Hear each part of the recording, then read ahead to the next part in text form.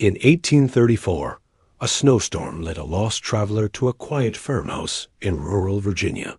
What he found beneath its floorboards would unravel one of the darkest and most disturbing criminal networks in American history.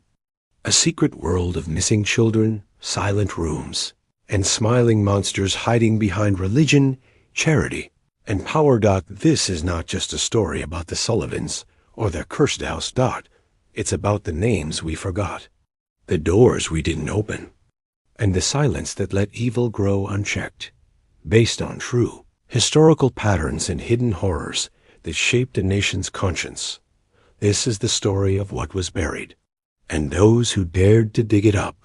In the spring of 1834, nestled in the soft green hills of Henrico County, Virginia, a truth began to unravel, one so grim that even time itself seemed to recoil. It started, as most horrors do, not with a scream, but with a whisper. On the edge of the sleepy farming community of Millbrook sat a farmhouse, modest, painted white, crowned with a wraparound porch, and accompanied by the usual red barn and chicken coop. To a passerby, the Sullivan property appeared no different than the dozens of other small homesteads that dotted the Virginia countryside. Yet beneath its floorboards, buried below the clapboard innocence, was something unholy, something hidden, something living. The story, as it reached the authorities, was stitched together by a string of unrelated events. At least, they seemed unrelated at first. A snowstorm, a lost traveler, a missing girl, and finally, a sound that would change everything. But let's step back for a moment. Millbrook, in 1834, was a community anchored in the old world, where church bells dictated time, and neighbors leaned over fences to swap stories or barter eggs. It was a place where questions were few and trust was many, which is precisely why the Sullivan family fit in so well. Ezra Sullivan had purchased the land in 1809, paid in full with inherited tobacco money. He kept to himself mostly, hiring local craftsmen from time to time for what he claimed were cellar improvements. But no one saw the completed work. Ezra paid generously and asked only that laborers focus on their portion of the job and keep questions to themselves. His wife, Constance, known to the townsfolk as Mother Sullivan, was the model of quiet virtue. Dark-haired, soft-spoken, and always quick with a donation when the church called. She explained away the occasional glimpse of a child on their property by saying they were relatives, orphans from Pennsylvania, staying until homes could be found. To many, she was doing the Lord's work. Mrs. Henderson at the general store had seen a small face peeking from the back of the Sullivan wagon once or twice, but the child never spoke. Constance would offer a gentle smile and explain that they were shy or still grieving. Her shopping list, however, told a different story: enough flour, pork, molasses, and medicines to feed and treat a household far larger than 2 adults. When Thomas Henderson once questioned the sheer quantity, Constance offered a quiet chuckle. "Children eat more than you'd think," she said. Still, oddities piled up over the years like dust in a forgotten room. Why were there always lights burning in the farmhouse late into the night? Why did sounds of construction echo from the property after sunset, long after the fields had gone quiet? And why had no one, in all these years, seen the children that Constance claimed to be helping? Some shrugged it off. Others quietly wondered. But it was a bitter February night that shifted suspicion into something tangible. Jacob Stern, a traveling merchant caught in a surprise snowstorm, stumbled upon the Sullivan farm. The road had vanished under sheets of white, and the farmhouse's chimney smoke was the only sign of refuge for miles. Ezra opened the door with hesitation, but decency won out. He let the man in. That night, Stern shared a simple meal of cornbread and pork with the Sullivans. Their conversation stilted, their eyes always glancing toward the walls. "The children? Asleep?" Constance claimed. "They've all had the fever. But it wasn't the food or the silence that disturbed Jacob Stern. It was the sound dot in the middle of the night. From the wooden floor beneath his makeshift bed came muffled cries, faint but unmistakable. Not the creaks of an old house or the wind through chinks. These were sobs. Choked, frightened sobs. The next morning, when Stern cautiously asked about it, Ezra waved him off with a forced chuckle. "Ah, the wind," he said, "crawls right through the foundation this time of year. Plays tricks on the ears."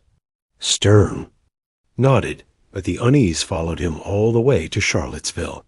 3 weeks later, a second event. A girl named Mary Catherine Flynn vanished. She had been traveling with her family, Irish immigrants chasing work in Richmond, when she lost her way during a river crossing. Her family searched for days, describing her path to anyone who would listen. A sheriff's report was filed, but with miles of wilderness and no clear direction, the search was called off. She had, many assumed, been claimed by the elements. That wasn't true. The final spark came from a man named William Hutchinson, a farmer, a hunter, just a man in the woods chasing rabbits. But on April 2nd, as he moved silently through the forest near the Sullivan property, something stopped him cold. Children screaming, not bickering, not playing, but shrieking raw and primal and terrified. Hutchinson crouched behind a stand of oaks, his heart pounding. He watched the Sullivan house, as if it might bite. And then he saw it Ezra, stepping out from a cellar door hidden on the side of the house, chains dangling from the iron handle. He looked around, then ducked back inside. William didn't hesitate. He told his neighbors. And while some muttered about troubled children and discipline, others began to recall everything they'd tried to forget. The late-night noises, the locked wagon, the oversized food orders. Finally, someone listened. Sheriff Benjamin Crawford, a stern man with 15 years under his badge, paid a visit to the farm. He brought with him Deputy Marcus Webb. Just a routine check, he said, to put the town at ease. Constance welcomed them with smiles and coffee. She spoke calmly about the children still sick, of course, and shy. Letters from Pennsylvania were offered as proof that permanent homes were coming. She had every answer. Until Webb went to use the privy. He rounded the house and stopped. There it was, the cellar door. 3 padlocks, heavy chains, and claw marks on the frame. Deep, desperate scratches gouged into the wood. He returned inside, pale and trembling. Crawford asked to see the cellar. "Just a formality," he said. That's when everything cracked. Constance stammered. She warned of broken steps, wild animals, old tools, anything to dissuade. But before she could spin another lie, the sound came again. A voice, faint, from beneath their feet. Crawford looked at Webb. Webb nodded. They broke the locks. What they found would stay with them forever. Sheriff Benjamin Crawford would later describe the moment the cellar door gave way as stepping into the belly of hell itself. The heavy chains dropped to the earth like the final toll of a funeral bell. The hinges screamed in protest as the door creaked open. What greeted them was not darkness, but a suffocating presence, as though the shadows had weight, as though the air itself resisted the intrusion of light. A stench rose from below, thick and rancid. Human waste, sweat, unwashed bodies, and something worse, something that crawled into the nostrils and coiled around the soul. Marcus Webb gagged, stumbling backward. Crawford, jaw tight, descended first, lantern held forward like a sword. Basement was far larger than any they'd imagined. This wasn't a root cellar. This was a constructed labyrinth, deliberate, vast, and cruel in its architecture. The first room stretched beneath the house like a catacomb. Stone walls swallowed sound, their surfaces slick with condensation. Chains clinked in the flickering. Lantern light. Dozens of children lined the walls, their limbs bound by iron shackles, fastened to rings drilled deep into the stone. No two looked alike. They wore rags, their eyes sunken and vacant. Some were no more than 6. Others, perhaps, 16. And all were silent. Not one of them screamed. Not any more. Only a few moments earlier, those same children had cried for help. But now, faced with the arrival of strangers, uniforms, badges, authority, they recoiled like beaten animals. They had learned not to hope. Crawford and Webb understood, in that instant, that this wasn't just imprisonment. This was erasure. Webb dropped to his knees, his own children's faces flashing before his eyes. "Dear God," he whispered, his voice cracking. One girl looked up at him. Her lips moved, but no sound came. "Who did this?" Crawford asked her softly. She hesitated. Then, with trembling lips, she whispered, "Mother." The word struck them like a slap. The children called her that godmother elsewhere in the basement. They found rooms with horrifying purpose. One chamber housed crude medical equipment tinctures, bandages, dull blades, and half-empty bottles of laudanum and morphine. Another room was lined with wooden stocks and restraints, devices clearly used to punish. But the final chamber, accessed only by crawling through a narrow stone tunnel, was the one that would haunt their dreams. The burial room, shallow graves, covered with lime, tiny bones poking through earth. Dozens of them, at least 36 children dead, discarded, hidden beneath the house like garbage. Later, coroners would confirm some died of disease, others starvation. But many bore marks of violence, fractures, burns, blunt trauma. It was, in Crawford's words, a graveyard built from silence and complicity. When the two men emerged hours later, grin-faced and pale, Constance Sullivan was still sitting. In her parlor, her hands clasped gently in her lap. She looked up and smiled as though offering tea to guests. "You shouldn't have gone down there," she said, her voice gentle. "They aren't ready."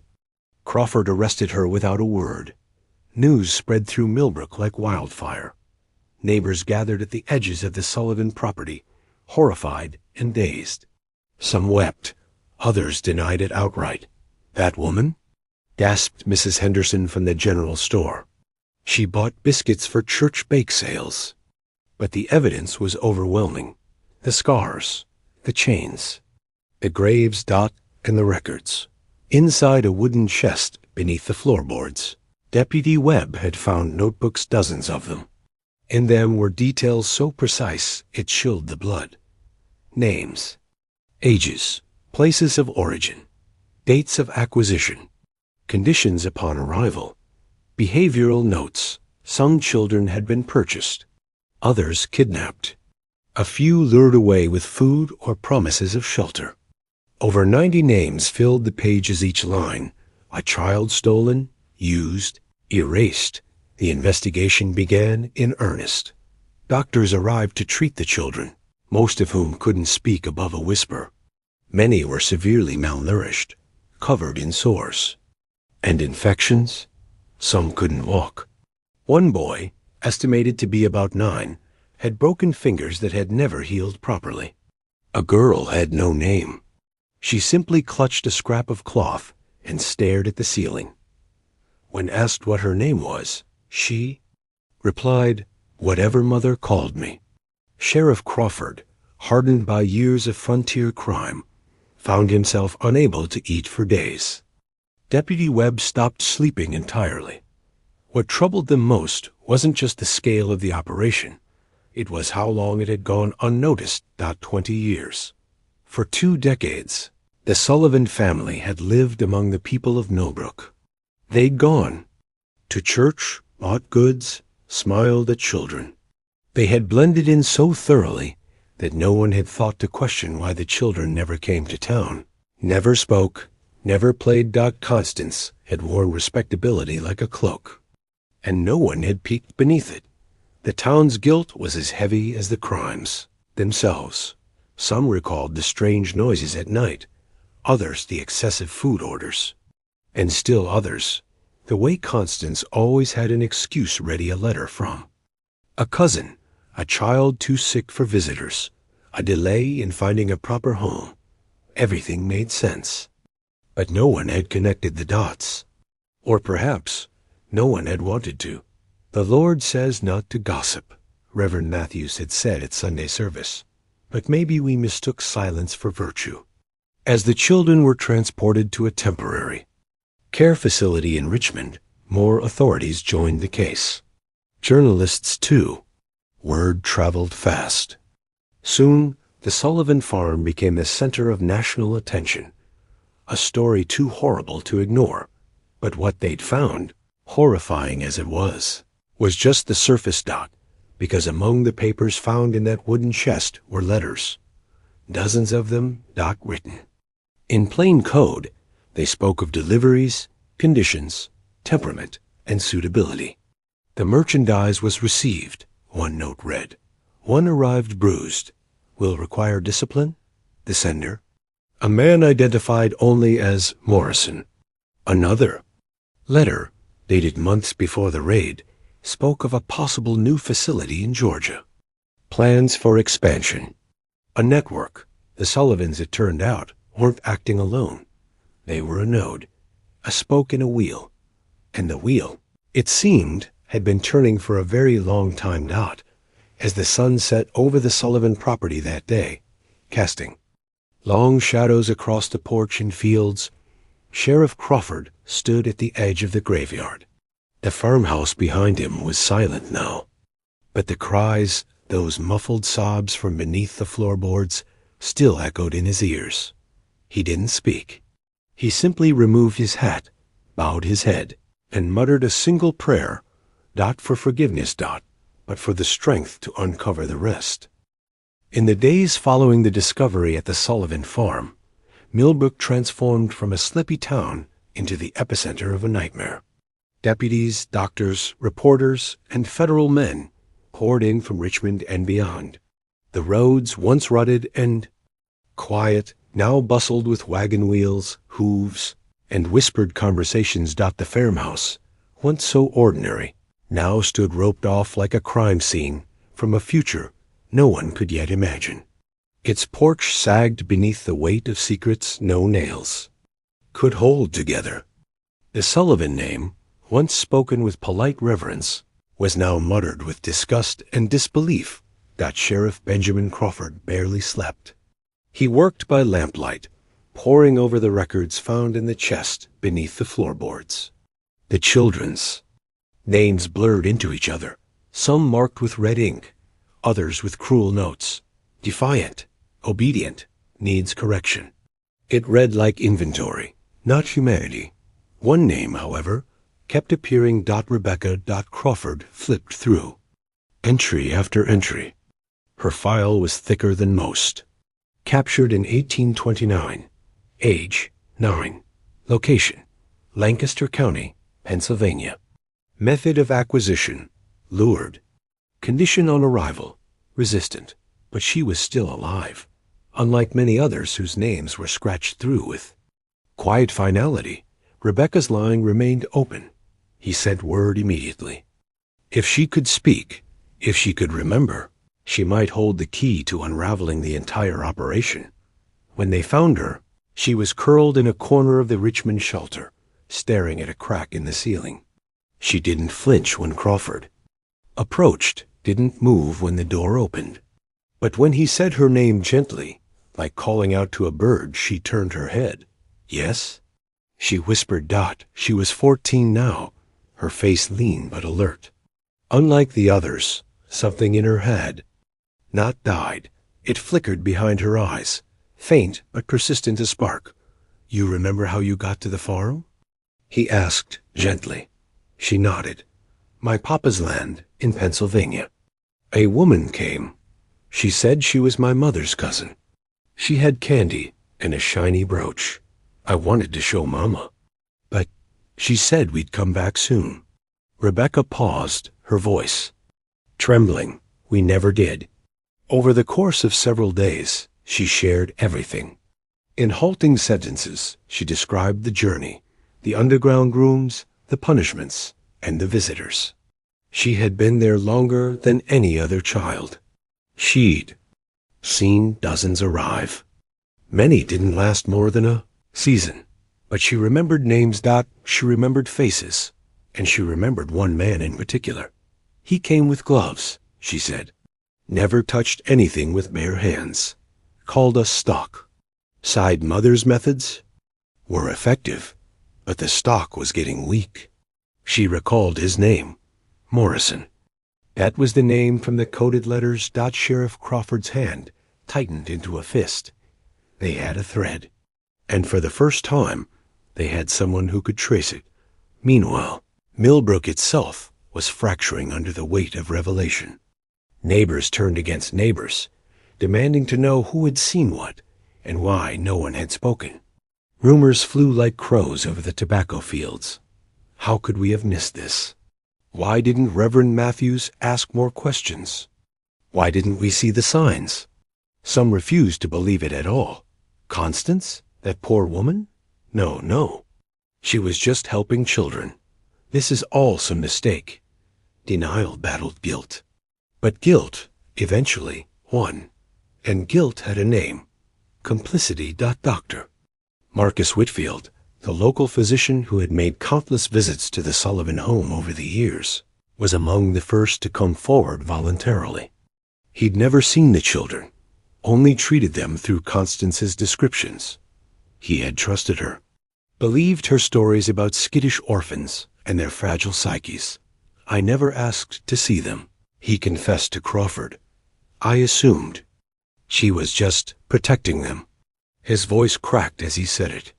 Protecting them. He now realized he had been prescribing sedatives and treatments for children held in chains.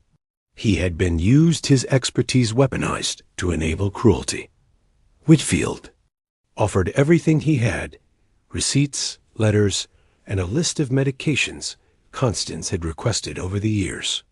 But what caught Crawford's attention was how specific those requests had been. They were tailored, Whitfield explained. Drugs for malnutrition, respiratory disease, fevers, exactly what one would need to keep abused children alive. But not necessarily well. She hadn't just held the children captive. She had studied how to maintain them. Then came Thomas Henderson from the general store. He, too, admitted guilt. I knew the orders were large. Enough food to feed 10, 15 people. I asked once, maybe twice. She just smiled. Said children eat like oxen. He shook his head. I didn't want to believe otherwise. The investigation team, now expanded with federal agents, sifted through everything.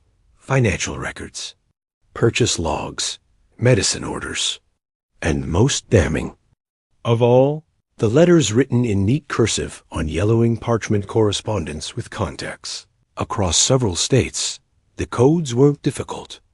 They used words like inventory, shipment, condition, and training, but the subtext was unmistakable. These weren't goods. They were children. A letter dated October 1833 read, "Received the new shipment. Condition acceptable, though temperament will require breaking. Are you still able to take deliveries in spring?" Another, from someone signing as M, noted, "Have 6 items ready. Aged between 7 to 12. 2 compliant, 1 resistant, others unknown. Delivery upon confirmation of payment." The horror widened. The Sullivan farm wasn't just a prison, it was a processing center. Children came in. Some were prepared. Some died. Others were shipped elsewhere. The town of Millbrook had unknowingly hosted a hub of human trafficking.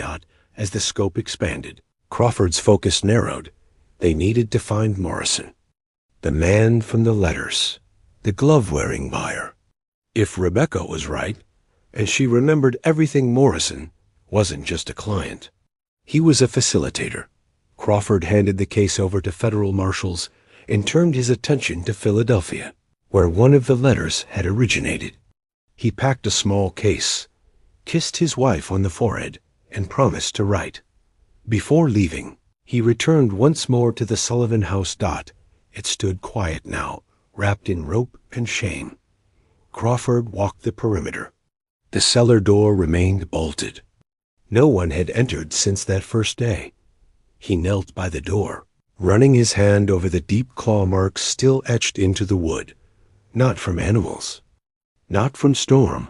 Rot. From children. They had tried to escape. They had screamed. And no one came. Until now. As the carriage rolled out of Millbrook, Crawford didn't look back. He knew the real darkness didn't linger in basements. It traveled in. Letters. It spoke in polite conversation. And it wore clean gloves. Sheriff Benjamin Crawford arrived in Philadelphia under a gray sky and the weight of 100 unspeakable memories. The city was a world apart from the farms and dirt roads of Millbrook, louder, faster, indifferent. But somewhere in its maze of alleys and fine buildings, a man known only as Morrison was hiding behind a false name and polite society. Crawford didn't have a badge that held weight in Pennsylvania, but he had something more powerful: truth, sharpened like a knife. He wasn't alone in the search. The federal marshal assigned to the case, Elijah Graves, was a man of few words and long silences. But he had been reading the same letters, the same codes. He too had held the ledgers that listed children by age, temperament, and dollar amount. The two men sat in the back of a carriage, passing documents between them like war plans. Morrison's handwriting is distinct, Graves muttered. Slanted left, precise, educated. He pointed at the seal. This wax imprint is from a gentleman's club. Private, exclusive. South 4th Street. Crawford raised an eyebrow. A club? Elites call it networking. I call it a hideout for snakes. They made their way to the street in question, stopping in front of a brick building adorned with a wrought iron sign that read the Sovereign Exchange. Its windows were frosted. A liveried man stood at the door, his face expressionless. We're looking for a Mr. Morrison, Graves said casually. The doorman offered a polite shake of the head. No such member by that name. Crawford leaned in. Then perhaps you know someone who receives regular correspondence from Millbrook, Virginia. Handwritten letters, sealed in red wax. Signed with the letter M. That got a reaction. The man's eyes narrowed just slightly, but enough. We can come back with a federal subpoena, Graves added. That worked better. The man cleared his throat. Mr. Morrison is not a member, but a guest of one. You'll want to speak with Edwin Thatcher. He frequents the club most evenings. Double quotes. Thatcher. Crawford flipped through the letters again. He'd seen the name in a margin barely legible.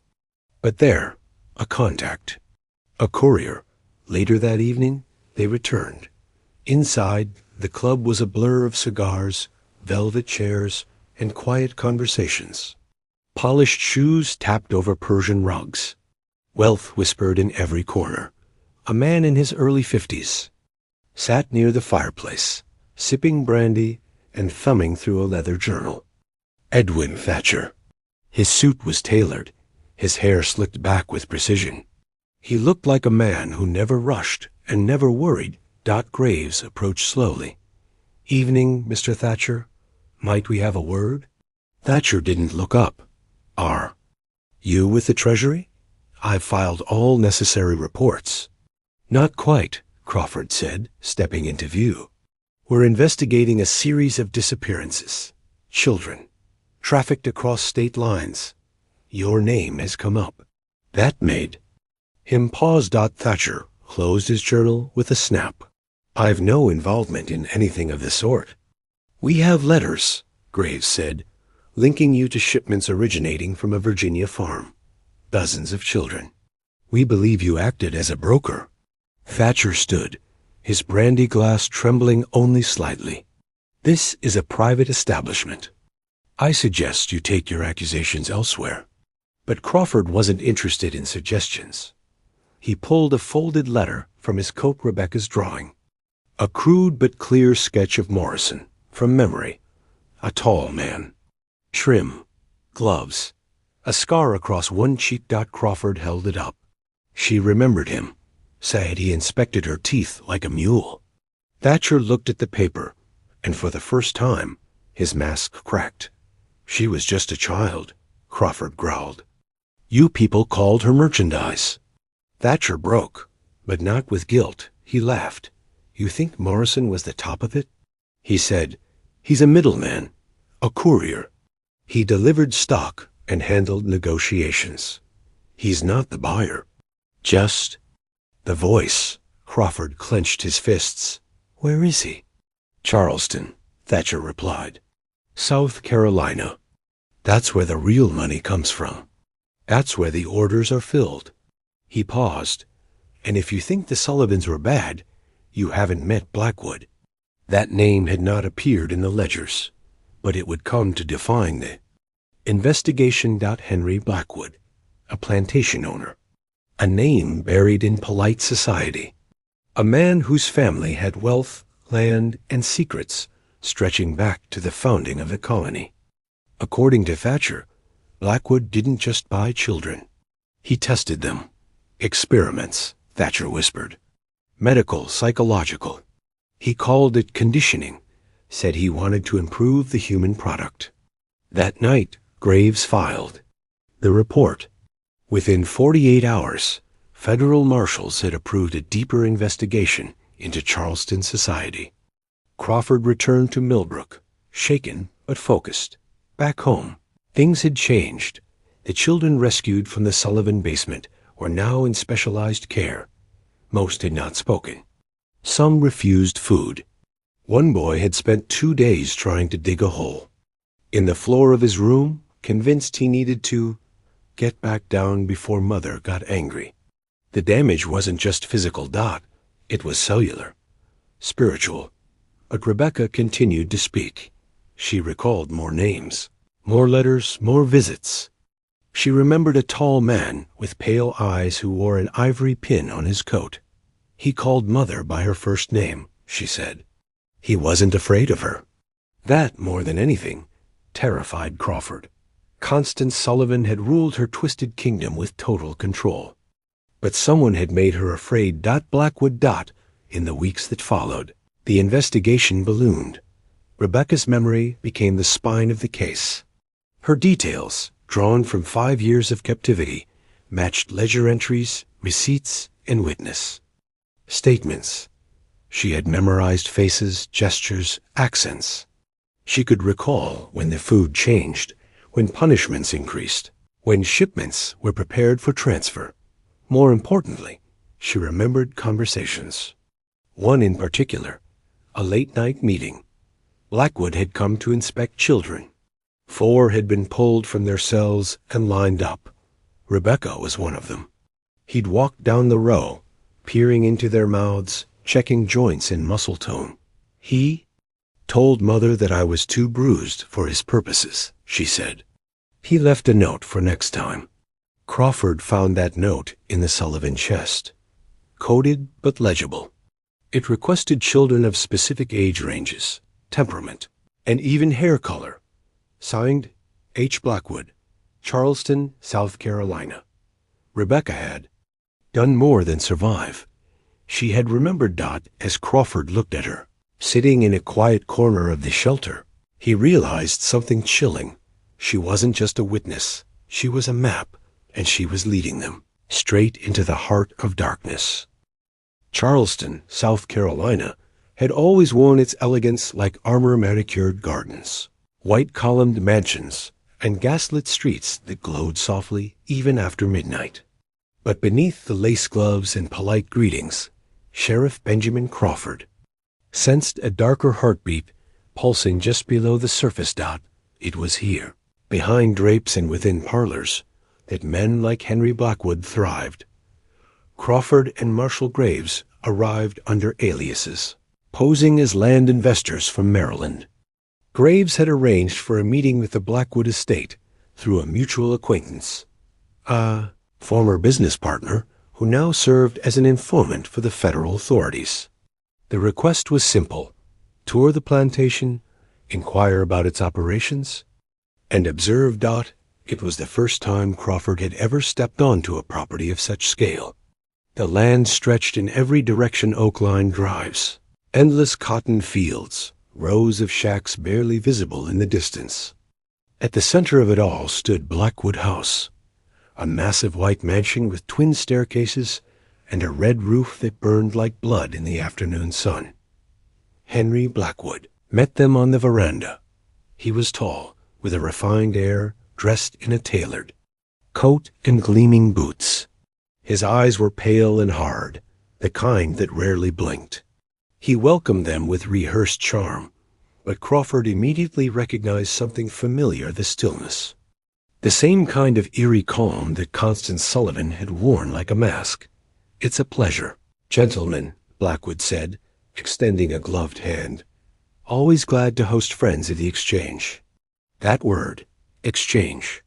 Crawford filed it away. Over the next 2 hours, Blackwood led them on a curated tour of the plantation.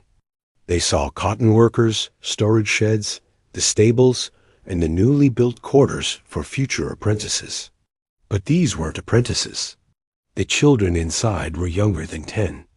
Dirty, thin, silent. They didn't run. They didn't look up. Graves asked, "What's the purpose of this program?" Blackwood smiled faintly. "A bit of philanthropy. The city's orphanages are overrun, as you may know. We take in a few each season, train them for household duties. Better than letting them rot in the streets." Crawford glanced at one of the boys standing near a water pump. He had a split lip and bruises along his arms. "Do they stay here long?" Crawford asked casually. "Depends on temperament," Blackwood replied. "Some are transferred, some are retained. It's a matter of suitability." Suitability. There was the word again. After the tour, Blackwood invited them to supper in his study. The room was lavish lined with books, maps, and anatomical sketches pinned to a corkboard. It was there that Crawford spotted the ivory pin resting on the desk. The same one Rebecca had described. Blackwood noticed. "A family heirloom," he said smoothly. "Sentimental value." As they sat for brandy, the conversation shifted. Blackwood leaned forward, his voice low. "Tell me something, gentlemen. What are your real interests here?" Graves played it cool. "Logistics. We're interested in transport models. Efficient ways to move human assets." Blackwood's eyes narrowed. "Is that so?" Crawford felt the shift. The room grew heavier. "We've heard," Graves continued, "that your network is discreet." At that, Blackwood stood and walked to a locked drawer. He opened it, removed a thin folder, and tossed it onto the table. Inside were profiles, handwritten notes, physical descriptions, behavioral traits, and price lists. "These," Blackwood said, "are this season's acquisitions. You'll find the merchandise well managed. No public records. No names that will cause trouble." Crawford could barely keep his hands from shaking. "How do you acquire them?" he asked. Blackwood chuckled. "Connections, orphan masters, poor houses. Some are simply lost children. The world misplaces them, and we give them purpose." Graves looked him dead in the eye. "And those who don't adapt?" Blackwood's expression darkened. "They're removed." That night, in the safety of their rented apartment, Crawford and Graves laid out the folder's contents like pieces of a puzzle. There were at least 27 children listed, ages ranging from 6 to 15. Each profile bore cold, clinical language. One note read, "Resistant, requires isolation, potentially useful after conditioning." Another, "Compliant, illiterate, strong physical aptitude." Crawford rubbed his temples. "They're treating them like livestock." Graves nodded. "No, livestock is treated better." By morning, the marshals had what they needed: the folder, the pin, the children. The connection to the Sullivan farm was direct and damning. But they weren't done. They returned to the Blackwood estate with a federal warrant and 6 armed deputies. Blackwood didn't resist. Instead, he stood at the top of his staircase, watching them approach with a detached, calm.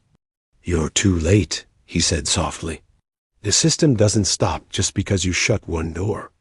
They arrested him on the spot. The children were rescued. Most were too sick or scared to speak, but a few confirmed they had been moved from one location to another. Some mentioned the Sullivan farm. One even remembered Mother, a woman with soft hands and a cruel voice. But the real horror lay underground. Beneath one of the barns, they found what Blackwood had called quarters, a medical facility in all but name. Tables, restraints, ledgers, bottles of tinctures, scalpels. Bloodstains dot the walls were lined with chalk markings tallies, diagrams, anatomical sketches. It was a butcher's shop masquerading as science. And then there were the graves, dozens of small, unmarked burial sites behind the barn, some no deeper than a foot, all covered in lime.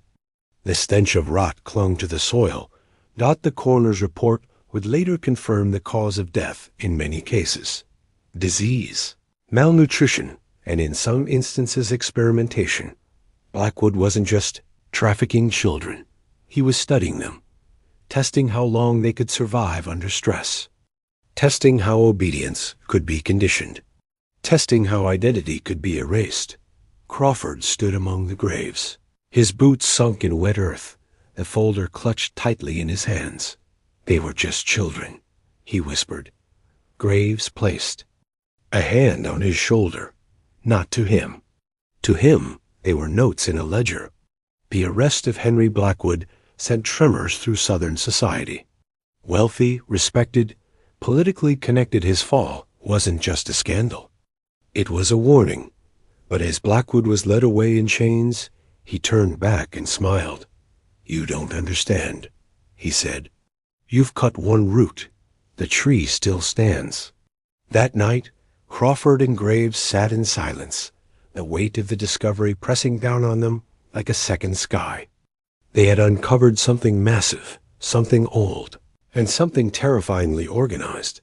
But they also had something else, proof, that the children hadn't just been stolen. They'd been bought, traded, experimented on, broken, but not.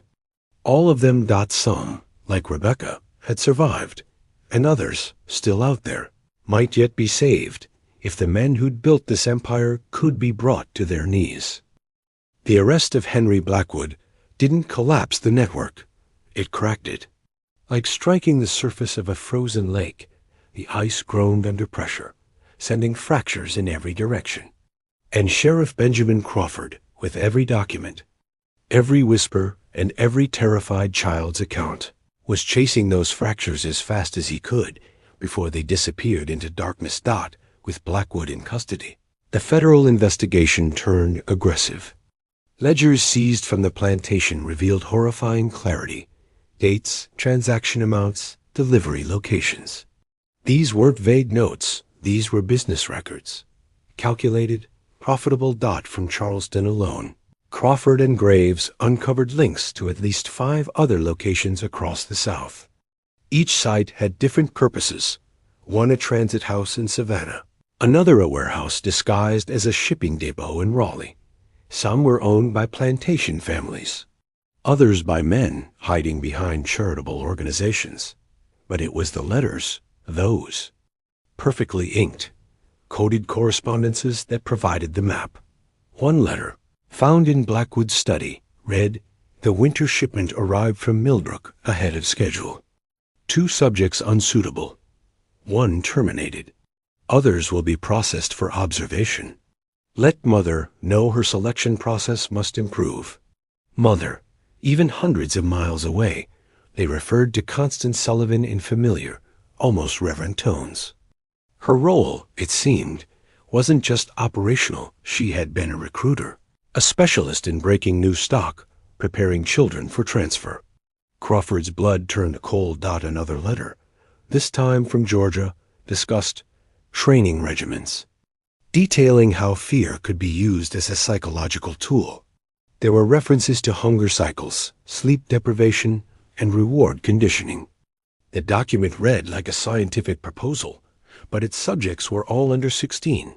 These people didn't just trade children, Graves said one night, slamming a ledger onto the desk. They industrialized the process. The records painted a sprawling web of names and contacts. Several of the men involved used aliases or initials, but through financial tracing, investigators identified at least 12 individuals operating across 5 states. Some were wealthy plantation owners. Others were physicians, educators, clergy. And one name kept surfacing again and again. H. Blackwood. His operation, they learned, was the nerve center, a hub where children were processed before being dispatched to buyers. Some were sold as labor, others for far darker purposes, experimentation, exploitation, or even high-paying clients who wanted children tailored to specific preferences. It was slavery reimagined, and it had been operating for decades. Rebecca, now in protective custody, continued to help. Her memory was uncanny, painfully precise. She recounted stories of other girls being taken away, others arriving in the middle of the night, always terrified, always silent. She remembered a boy named Nathaniel who tried to escape. He was 8. After 2 days in the dark box, he never spoke again. When Crawford asked about the box, she described it in simple terms. No light, no air, just your breath and the sound of your own crying. She remembered other names: 2 buyers, visitors, inspectors. One had a scar across his temple. Another smelled like lavender and always wore purple gloves. These details were matched with hotel records, train logs, and carriage receipts, all slowly building a wall of evidence the conspirators couldn't climb over. The investigation took another turn when they interrogated Dr. Alton Vickers, a physician from Charleston Medical College. His name had appeared in Blackwood's notes alongside drug orders and procedural tests. Under pressure and facing federal charges, Vickers broke. He admitted to overseeing a medical wing on Blackwood's estate, where experimental studies were performed on children deemed unfit for labor. They had been testing drugs, vaccines, even surgical procedures. Why children? Crawford asked during questioning. Vickers looked at him and with chilling detachment replied, "Because they're adaptable, easier to control, and no one looks for them." His statement opened yet another door, one that few wanted to enter. Federal marshals began to question poorhouses, orphanages, and city hospitals across the region. What they discovered was damning: falsified records, forged deaths, and institutions that had quietly sold children to men like Blackwood and Sullivan under the table. In some cases, babies were taken directly from destitute mothers and never seen again. These weren't isolated incidents. This was a system. And the deeper the investigation went, the clearer it became. The Sullivan farm was not the worst of it. It was just the beginning. Back in Millbrook, word of the growing network reached the community slowly, like a fog rolling over the fields. At first, residents had treated the Sullivan case as a tragic aberration, a madwoman hidden among them. But now, with newspaper columns detailing interstate child trafficking rings, medical horrors, and the involvement of respected men, the town could no longer shield itself with ignorance. Even Reverend Matthews struggled at the pulpit. He had once praised the Sullivans for their generosity. He had defended Constance. Now he stood before a congregation that stared back in silence. "We failed," he admitted one Sunday morning, his voice breaking. "We let evil wear the face of kindness, and we did nothing." Some in town left. Others stopped speaking. But many, racked with guilt, turned to the authorities, offering whatever they could. One former laborer admitted to helping Ezra dig parts of the basement. He'd been paid well and never asked questions. "I thought It was for storage, he said. He told me not to worry. Another neighbor recalled seeing strange wagons arrive at the Sullivans late at night. I thought they were traders. Never stayed long. Piece by piece, the quiet complicity was shattered. Crawford, in his own way, carried the weight differently. He no longer slept without waking from dreams of cold cellars and scratching sounds. He saw the children's faces wherever he went, ghosts of the living, not the dead, and yet, through the nightmares, he kept moving, because more children were still missing. More names remained unaccounted for. The raid on Blackwood's estate had rescued nearly 24, but the ledgers showed over 300 transactions in a span of 20 years. Some were dead. Some had vanished. And some, Crawford hoped, were still waiting to be found. One night, he sat with Rebecca in the candlelight of her temporary residence, watching her draw with the stub of a charcoal pencil. She was sketching a floor plan, one of the rooms below. The Sullivan farmhouse. You remember it that clearly? He asked gently. She nodded. I remember all of it. Then she pointed to a corner. There's a door they never opened, unless someone was in trouble, she said. That's where they took the ones who didn't follow the rules. Crawford circled the area. Was it ever empty? She paused. No, she whispered. There was always someone in there. That detail would prove crucial. Because among the survivors, no one had mentioned that chamber, which meant even now, not all of the children had been rescued. Some were still missing, and others, possibly, still alive. It was the drawing that brought them back. Rebecca's hand-sketched floor plan, made from memory and trauma, showed a door the investigators had missed. It was subtle, hidden behind a false wall near the rear of the Sullivan basement. According to her, the chamber behind that door was never spoken of aloud. The others, even the older children, avoided talking about it. But they all knew what it meant. If you went behind that door, you didn't come back the same. Or at all. Sheriff Benjamin Crawford, along with Deputy Marcus Webb and 2 federal marshals, returned to the Sullivan farmhouse on a gray April morning. The place had become a landmark of horror, abandoned, roped off, yet still heavy with the weight of what had been found beneath it. Birdsong had returned to the trees. Grass pushed through the broken floorboards of the porch, but nothing had grown near the cellar door. The air around it remained still. Crawford descended first. The lantern in his hand cast long shadows across the stone walls. Even now, with the basement empty and the children gone, it still felt alive, like the walls remembered. Rebecca's map was precise. The false panel, once masked with old shelving and barrels, gave way after 15 minutes of careful work. Behind it was a narrow corridor, no more than 5 feet wide, with damp earthen walls and a floor slick with mildew. The deeper they went, the colder it became. At the end of the passage stood a door. Iron reinforced. No handle. Just a thick chain and 3 rusted bolts, stained with age and something darker. Webb held the lantern while Crawford used a crowbar to wrench the bolts free. The final one gave with a scream of protest, and the door cracked open. What lay beyond was not a room. It was a tomb. The space was smaller than expected, perhaps 12 feet across, 8 feet deep.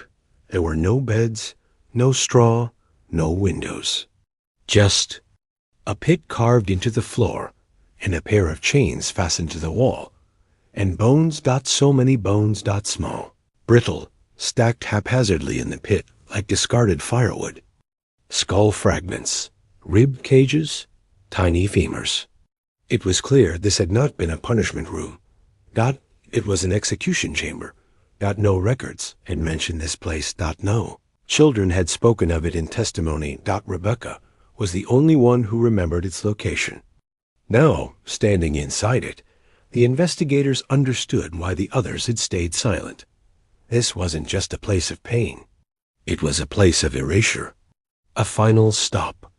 A warning. They found scratch marks along the walls, most no higher than a child's shoulders. Deep grooves, as if fingers had clawed for freedom long after hope had died. Crawford stood silently for a long time. He didn't cry. He didn't speak. He simply reached for his notebook and recorded what he could. The world had to know. Someone had to bear witness. They sealed the chamber after the documentation. Later, a team of forensic specialists and coroners would exhume and catalog the remains. Preliminary estimates would reveal the chamber held at least 14 children, none of whom had been accounted for. In Sullivan's ledgers, unregistered, unrecorded, erased, that night, as Crawford sat in his hotel room in Richmond, the wind tapping softly at the windows, he stared at the evidence file for what had become known as Room Zero. What disturbed him most wasn't just the deaths, it was the anonymity. These children had been killed without even the courtesy of being documented. In a system that had reduced human lives to paperwork and ledgers, these victims hadn't even been considered worth writing down. That kind of cruelty, he thought, was something deeper than profit. It was a belief that these children were nothing. Not lost. Not stolen. Just disposable. The next day, Rebecca was informed of the discovery. She didn't cry. She simply said, "I thought so." She had overheard Ezra once, years ago, whispering to Constance after one child screamed too loudly. "We'll take him to the room," he'd said. "He won't make another sound." The investigators now realized how the Sullivan operation had functioned so efficiently. The basement had been a system of control, not just physical, but psychological. The fear of Room Zero had hung over the children like a ghost. Even without ever seeing it, they understood what it meant. Obey or disappear. And so most had obeyed. Crawford shared the discovery with the federal inquiry team. The existence of an unregistered kill chamber was enough to expand the scope of the case further. They began re-examining every location tied to the Sullivan network. Raids were launched across Georgia, Maryland, and the Carolinas, and more rooms were found. Not always the same. Not always as crude, but always designed with the same purpose. Silence. In Savannah, agents uncovered a crawl space under a schoolhouse, lined with straw mats and restraints. In Raleigh, a shipping warehouse revealed crates that had been retrofitted, with air holes and hidden compartments. Some of the locations were still active, and children were still being held. One rescue operation in North Carolina freed 8 children, ranging from ages 5 to 13, malnourished, shackled, trained to flinch at footsteps. Among them was a girl who recognized the name Sullivan. She told us stories. The child whispered, said if we ran, the shadows would take us to the room. Even far from Virginia, the legend of Room Zero had traveled like a curse. The public reaction to these new revelations was overwhelming. Newspapers printed special editions detailing the extent of the network, and the images of Blackwood, Sullivan, and other arrested conspirators became infamous. The Richmond Sentinel published a front-page headline, "Terror in the Cellar, New. Graves Unearthed in Sullivan Case." Beneath it, a subheading read, "What else lies beneath our institutions?" Senators began calling for federal oversight of orphanages and adoption systems. Churches held vigils. Communities gathered in shocked silence. The nation was waking up to the reality that the monsters weren't in the forests or hiding in the dark. They had been living in the same neighborhoods, attending the same churches, shaking the same hands. And yet, amid the outrage, there were those who refused to believe. Prominent families accused of complicity claimed innocence. Some blamed the children themselves, calling them runaways or delinquents. A few newspapers tried to shift focus, labeling the case a rare aberration, a tragedy orchestrated by a few deranged individuals. But the evidence was now undeniable. The Sullivan basement had not been alone. House of Horror. It had been a blueprint, and room 0 was the signature.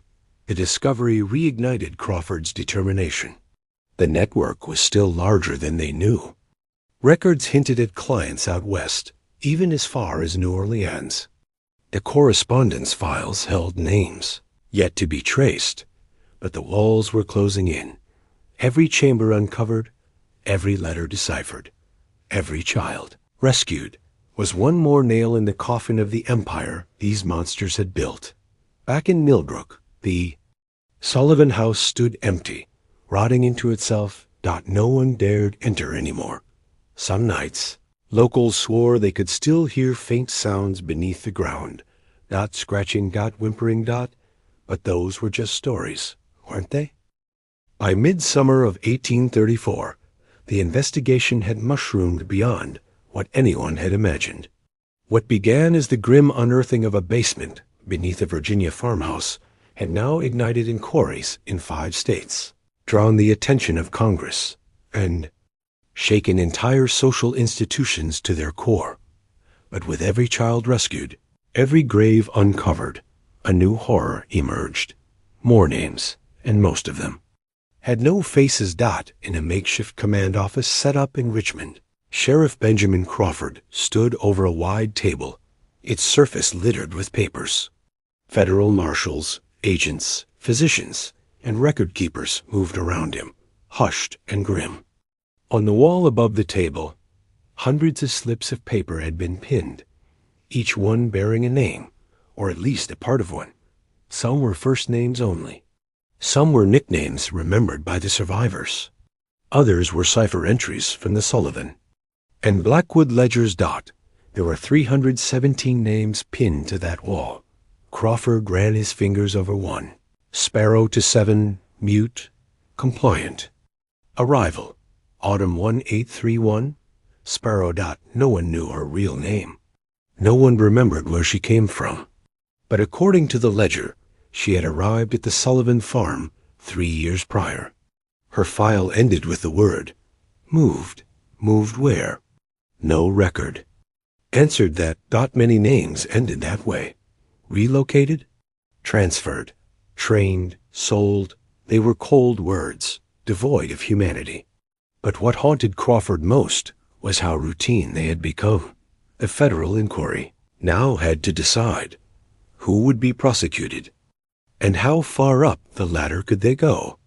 Blackwood, already in federal custody, had revealed much under threat of execution. He named buyers, brokers, and doctors, but he was careful, too careful. Like a man who believed the system, even now, would shield him. He wasn't entirely. Wrong. Many of the men named in the letters and ledgers were untouchable, at least by traditional means. Plantation owners with political ties, judges, bankers, even clergy. One state senator's name had appeared in 4 different transactions. When a federal prosecutor tried to issue a subpoena, the senator simply fled to Europe, according to a witness. His estate in Georgia remained empty. Graves, who had taken over most of the field operations, was growing restless. This goes higher than we can reach, he told Crawford one evening. There's a ceiling on justice, and these bastards are standing on it. But Crawford had no interest in ceilings. He wanted proof that came unexpectedly from a woman named Helen Dorsey, a former governess at a Charleston estate. Helen had once worked for a family linked to the Sullivan network. Through coded letters, her conscience had weighed on her since she'd left the household, and after reading about the case in the Savannah Herald, she traveled to Richmond on her own and requested to speak to someone in charge. Crawford sat with her for hours as she described what she'd seen. I was told the children were war orphans, she said softly, that they were being trained for house service. But none of them spoke. They flinched if you raised your hand too quickly. They weren't learning, they were surviving. She recalled one child named Eli, about 10 years old, smart, gentle. He had helped her carry books. One day, he wasn't there anymore. I asked. They told me not to ask again. Her testimony helped connect one of the ledger names ***, E14, bright, but too delicate for field labor, *** directly to a real estate and real family. That file, too, ended in the word, moved, but now it had a face. A witness, a ghost, half returned. Helen's bravery inspired others. Over the weeks, more former staff, former housemaids, stable hands, and even a physician's assistant came forward. Many hadn't understood what they were part of at the time. Others had, but couldn't live with the silence any longer. Every new voice, the map expanded. One particularly damning testimony came from Samuel Pierce, a former overseer at the Blackwood plantation. He had escaped to Tennessee after a falling out with the family and had been living under an alias. When a federal agent tracked him down, Pierce agreed to speak on one condition: immunity. His testimony shattered any remaining illusion of Blackwood's innocence. He described the demonstration night's events held for buyers, where children were paraded, like livestock, evaluated, measured, examined, sometimes punished publicly to show obedience, sometimes rewarded with scraps of cake or a warm blanket to demonstrate how well-conditioned they were. Buyers placed orders. Children were marked accordingly. Pierce estimated he had seen at least 60 children pass through in the 2 years he worked there. Only a handful were ever seen again. He also confirmed the use of sedatives and tranquilizers, often administered before transfers to keep the children quiet during travel. The drugs, provided by corrupt doctors, often led to complications: seizures, vomiting, even death. Some children died before they ever reached their buyer. They were buried in unmarked pits near the edge of the cotton fields. One of those pits was exhumed by marshals just days after Pierce's statement. It held 17 small bodies. The press began using the term the Southern Orphan Trade, though many critics argued it sanitized what was truly happening. These were not orphanages. They were slaughterhouses. Back in Millbrook, the community still reeled from its part in the tragedy. The Sullivan house had been officially condemned and was now surrounded by a black wrought iron fence erected by the state, half memorial, half warning. A plaque had been placed near the road in memory of the forgotten. Here, beneath our feet, children suffered in silence. Let us never again choose comfort over truth. Tourists came, reporters came, but few stayed long. The place had an aura, now an atmosphere of mourning, so thick it seemed to press down on your chest. Some said they could hear voices in the wind near the cellar door.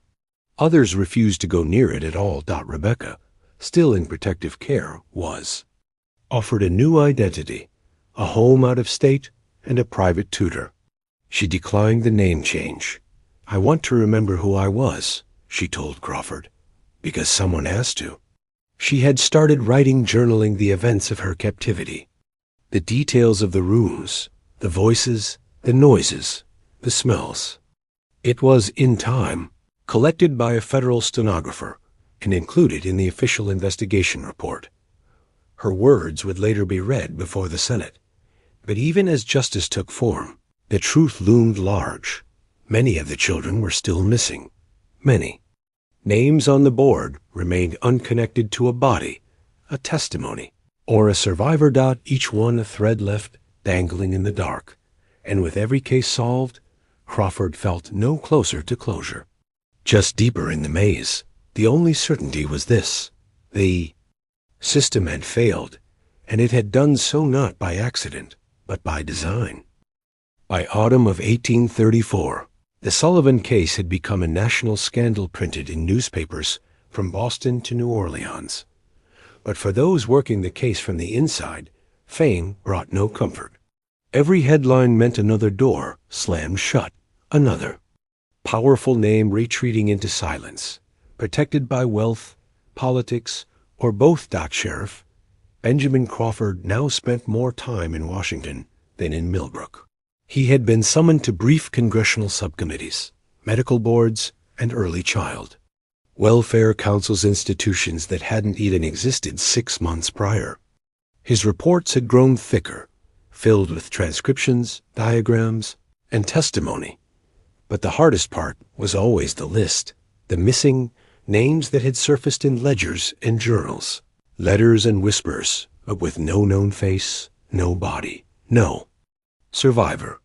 It was the list that refused to shrink. One night, in a quiet boarding room 2 blocks from the Capitol, Crawford counted them again.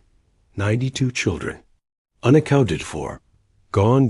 Not dead, necessarily, just gone. Some may have died in transit. Others may have been sold into homes or facilities yet to be uncovered. A few may have escaped, but without testimony, they remained only names, and some names he had begun to believe were deliberately erased. A breakthrough came from an unexpected source, a financial audit. While examining Blackwood's transactional records, one federal clerk noticed a series of payments made not to individuals, but to a church trust. These trusts had been used to shield donations under the guise of religious charity. The recipient?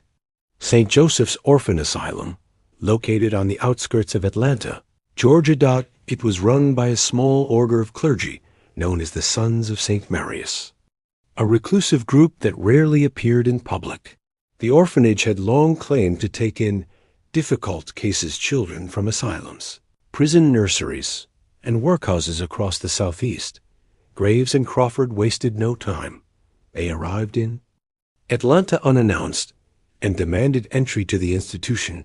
The building itself was grim gray stone, narrow windows, high walls. The children they encountered inside were quiet, robotic in their movements.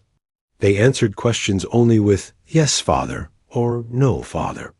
Their eyes rarely rose from the ground. The priests greeted the officials with cold professionalism. "Our order maintains strict discipline," said Father Ignatius, the head of the asylum. "These children were unruly when they arrived. We've corrected them." Crawford wasn't interested in sermons. He showed them a warrant. The search began immediately.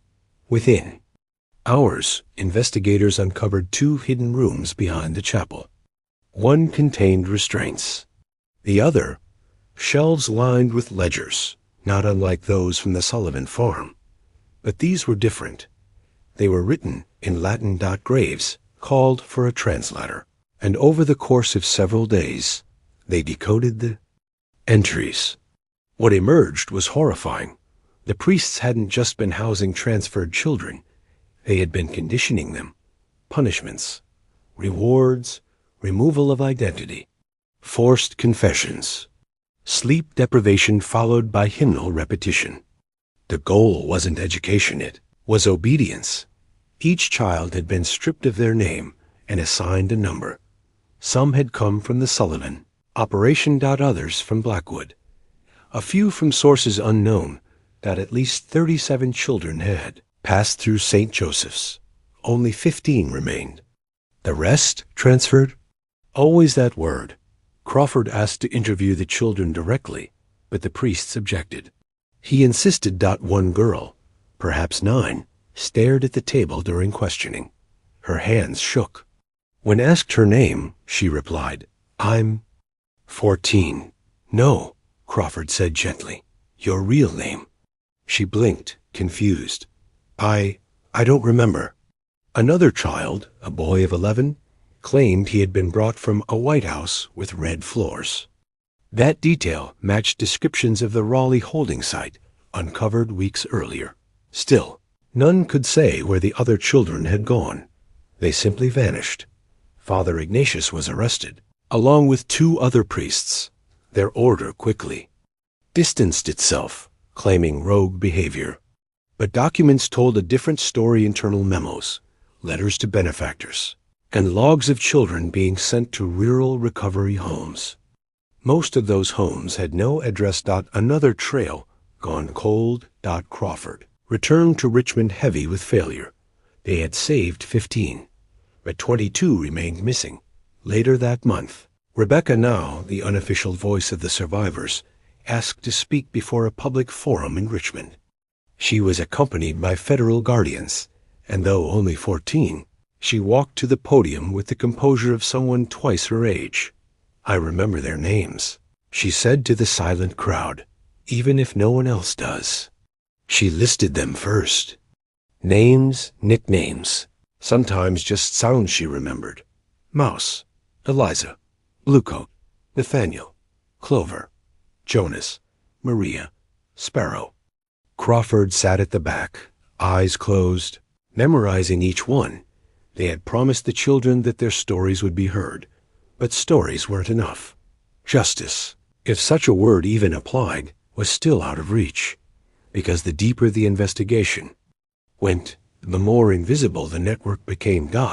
It had never been a single operation. It was a structure, woven into shipping lines, religious orders, poorhouse agreements, adoption boards, and secret fraternal clubs. Most participants didn't think of themselves as criminals. They called it helping the burdened or rescuing the unwanted. Language had been the greatest disguise. The children weren't sold. They were relocated. They weren't imprisoned. They were disciplined. They weren't starved. They were prepared. Crawford had come to believe that the system had developed not out of evil men, but comfortable ones, people who chose blindness over conscience. It was easier not to ask questions. Back in Millbrook, the ground had frozen over.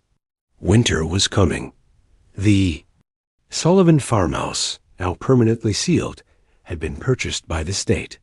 Plans were underway to transform it into a memorial site. Some townsfolk supported the idea.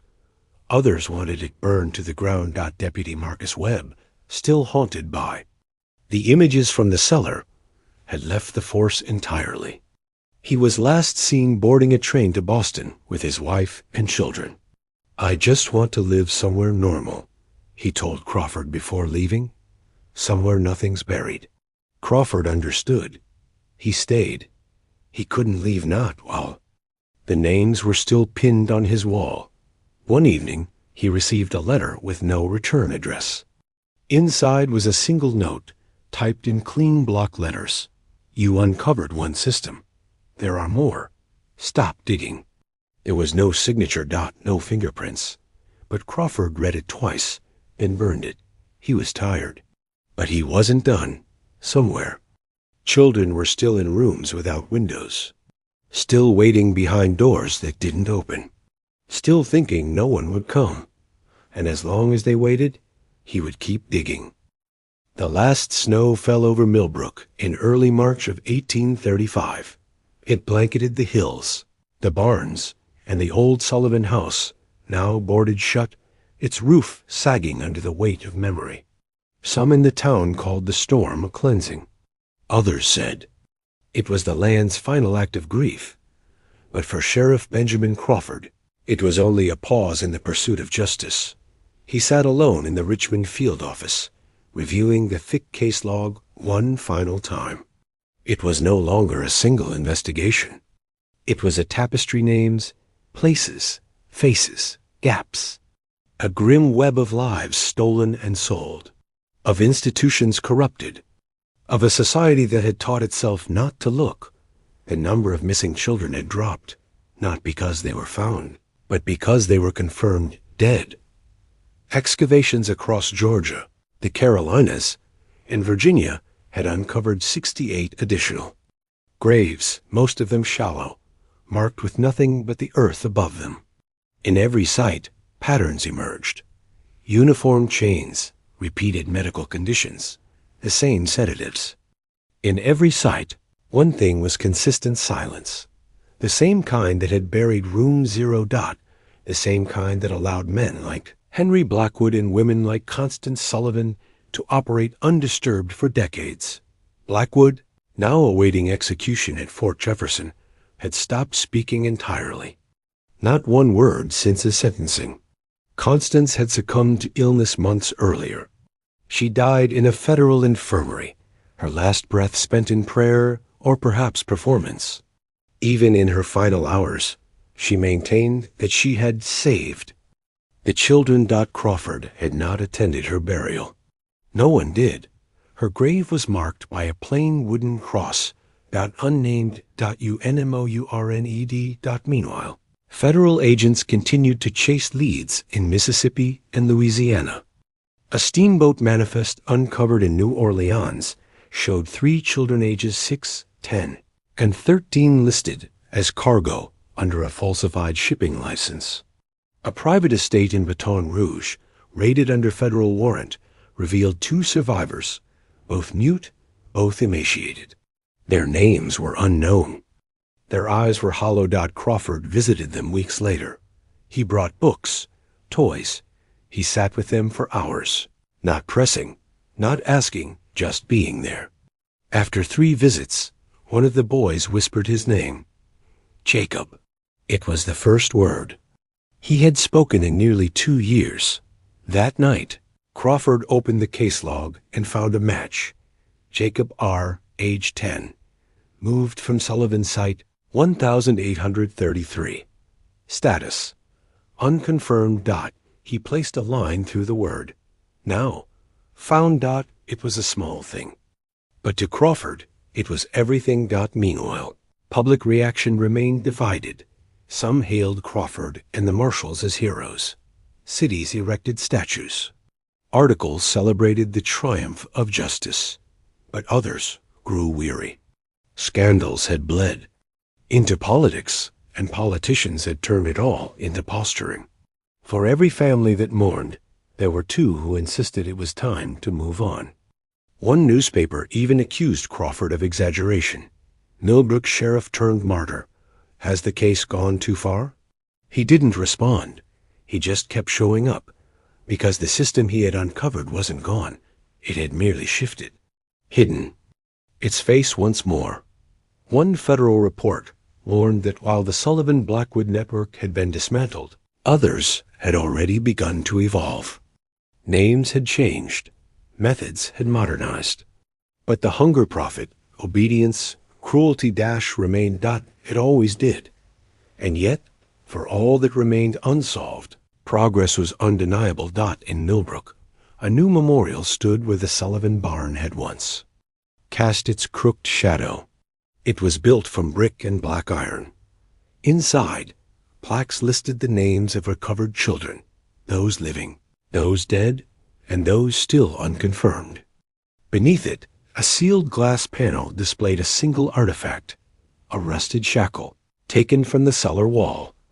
Beneath the panel, the inscription read, "We were here, we remember, and we endure." Families visited from across the state. Some brought flowers. Others brought silence. Some came not because they had lost a child, but because they had ignored a sign, ignored a noise, ignored a truth that had stood in plain sight. The memorial did not blame. It remembered. And that was enough. Rebecca attended the dedication ceremony. She stood beside Crawford in a blue dress and ribbon shoes. Her hair had grown long. Her voice was steady now, clear, thoughtful. She had published a short account of her experiences, titled "The Room Beneath Us." It had already been read before Congress and was being adopted into curriculum by progressive schools. "Will you ever leave this behind?" she asked Crawford quietly as they stood beside the memorial wall. He didn't answer right away. "No," he said at last, "but I'll carry it better." She nodded. "Then I will too." Rebecca would go on to become a writer and educator, advocating for child welfare reforms across the eastern states. Her testimony, writings, and memory would serve as a foundation for the Child Protection Reform Act of 1837, one of the first federal mandates, requiring oversight of orphanages and private children's homes. But none of that could return what had been lost. In the end, the true legacy of the Sullivan case wasn't justice. Not fully. It was awareness. A piercing light cast on the dark corners of society, on the polite lies, on the blind eyes, on the shared silence. And in that light, people began to look inward, not just at others, but at themselves. One final discovery came in early April. An old, soot-covered journal found buried in a locked trunk behind a chapel in Alabama. The journal had belonged to an unknown priest. Its final page bore a scrawled message: "The children cry out when the doors close, but by morning they no longer cry." That is how we know it's working. The journal was submitted into evidence. Crawford read it once, closed it, and placed it in the archive file. Then he did what he always did when the grief came. He walked Dot through the streets, past the courthouses, along the river, until the weight lifted, even if just slightly. Dot, in time, those walks became routine, not to escape, but to remind himself the world was still turning. And somewhere in it, children were laughing, free, loved, safe, because enough people had chosen to hear the cries before the silence, and some had chosen to never forget them. Spring had arrived in Virginia, slow and uncertain. Dot in Millbrook. Flowers bloomed beneath the memorial wall. Crows no longer circled the old Sullivan property. The town had begun to move forward, but it would never be the same, not after what had been unearthed. Not after what had been learned. Sheriff Benjamin Crawford stood before a crowd in Richmond, his uniform neatly pressed, a folded speech in his coat pocket, though he didn't plan to read from it. Behind him, a plaque was being unveiled. On it were etched the names of every child rescued from the Sullivan Blackwood network, those still living, and those confirmed lost. Some names were full, others were fragments, initials, nicknames, descriptions, but they were names, nonetheless. And this time, the world would not look away. Crawford stepped to the podium. He looked out over the crowd: families, survivors, lawmakers, clergy. Rebecca sat in the front row, notebook in hand, her fingers poised, but still. "I won't give a speech," Crawford said plainly. "I've spent more than a year investigating one of the darkest networks I hope this country will ever see. I've walked through tunnels where no light reached. I've read journals no human should write. I've held the bones of children in my hands. There is no speech that can explain that." The crowd was silent, but I'll say this: evil doesn't always wear horns. Sometimes it wears clean gloves. Sometimes it attends church. Sometimes it donates to your charity and smiles at your children in the market. That's why we missed it. He paused, and that's why we must never miss it again. He stepped down to quiet applause, more reverent than celebratory. This wasn't victory. It was acknowledgement, and that was harder. Over the following months, reforms took hold. The Child Protection Reform Act passed with bipartisan support, mandating inspections of orphanages, accountability from religious and private institutions, and federal registries for vulnerable children. It wasn't perfect. No law ever was. But it was a beginning. And beginnings mattered. Crawford returned to Millbrook just before summer. The air was thick with honeysuckle. The fields shimmered with new growth. On the edge of town, the Sullivan house remained behind iron fence posts. Weeds climbed its walls. The roof sagged in on itself. Time, it seemed, had begun to reclaim the space. And yet, even as nature softened its edges, the ground beneath still held stories. Deputy Marcus Webb, now back from Boston, had agreed to help oversee the final demolition. The state had approved plans to raise the house and turn the land into a quiet park, a place for reflection, not spectacle. On the morning of the demolition, Crawford and Webb stood shoulder to shoulder. Their boots in the dirt where so many secrets had once been buried. "You sure we're ready to do this?" Webb asked. "No," Crawford replied, "but we do it anyway." The house came down in sections, walls folding like paper, roof beams crashing like thunder. The cellar was filled with earth, layer by layer, then stone, then earth again, until nothing remained but flat ground. Clean, but not forgotten. As the dust settled, Crawford removed his hat. For a long moment, neither man spoke. Then Webb muttered. "Feels strange," Crawford nodded. "Because now we have to live with it." That afternoon, he received a letter. It was from a woman in Tennessee, Maria, age 19. She had been one of the children processed through the Sullivan basement in 1832. Thought to be lost. She had escaped during a transfer and been taken in by a kind widow, too afraid to ever come forward until she read about Rebecca's testimony. Her letter ended with a simple line. "I didn't think anyone would remember my name. Thank you for proving me wrong." Crawford added her name to the list. Maria, survivor. Found that night, for the first time in months, he slept soundly. But memory, like wind through a window, finds its way back in. And in late August, as the sky turned orange over the wheat fields, Crawford began organizing his personal files. Dozens of boxes, case notes, photographs, transcripts. He labeled each one neatly. Then he paused. Inside one envelope was a drawing, Rebecca's original floor plan of the Sullivan basement, the one that had led to room 0. He turned it over. On the back, in faint pencil, were 4 names she had written herself. Mouse, Clover, Deliza. Blue coat. Unconfirmed. No graves. No sightings. No records. Just names. He added the envelope to a special box, locked it, and placed it on a high shelf in his office. Not forgotten, he whispered. Rebecca, meanwhile, had moved north. She now worked with a charitable organization, helping displaced children.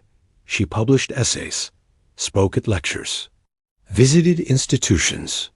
Every time she spoke, she reminded her audience, it doesn't begin in cellars. It begins when you look away. Her book, The Room Beneath Us, was published nationally by year's end. It became required reading at universities and was translated into multiple languages. In every edition, the dedication remained the same, to the children we lost, and the silence that almost took us with them. In time, stories turned into curriculum. Curriculum turned into remembrance, and remembrance turned into prevention. The Sullivan case would become one of the defining events in early American criminal and child welfare history. But the lesson it left behind was not simply about punishment. It was about awareness that evil had flourished in the quiet. It had moved through respected homes and polite company, protected not just by power, but by passivity. The true danger had never just been the Sullivans or the BLAC, KWOOD. It had been the silent. One day, long after the house was gone, a little boy visiting the memorial park with his mother asked who Sparrow was.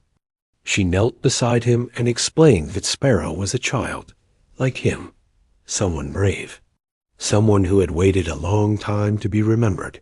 Did anyone find her? He asked. No, she replied softly, but we remember her now. The boy was quiet. Then he placed a flower beneath the name, and in that moment, Sparrow was no longer lost. She was seen.